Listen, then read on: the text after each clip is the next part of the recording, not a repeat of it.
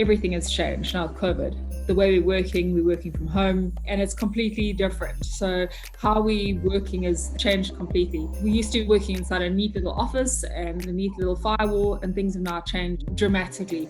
And criminals obviously understand that as well. And that's why they've actually now taken advantage of this whole disrupted workplace we're currently working in. And I think we're getting better because there's a lot more awareness. Once you as a staff member realize that if I don't fight against security tools that have been put in place in my organization, if there's encryption, don't complain, there needs to be encryption. There's an antivirus, there needs to be an antivirus.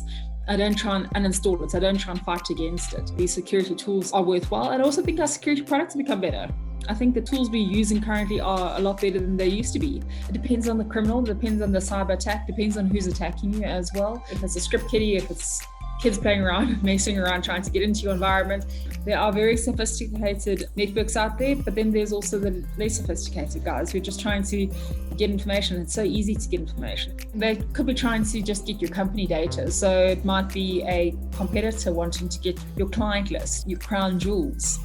And often what we see is organizations don't even know where that's stored. So they think they know where that's stored, but if they actually do a data search in the environment, they'll actually realize that their crown jewels might be sitting on the receptionist's computer. Cloud security, I suppose, has many advantages, and we can speak to death about those. And there's many marketing booklets about how great the cloud is and being able to have an abundance of data. But the problem with cloud is where you're storing it.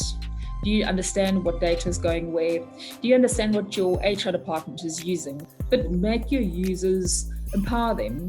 And I find that organizations are not doing that enough. Users need to understand what data they're using and where's that data going, make us more responsible citizens. So security has changed also the fact that we can now utilize things such as artificial intelligence to detect a threat and minimize that threat.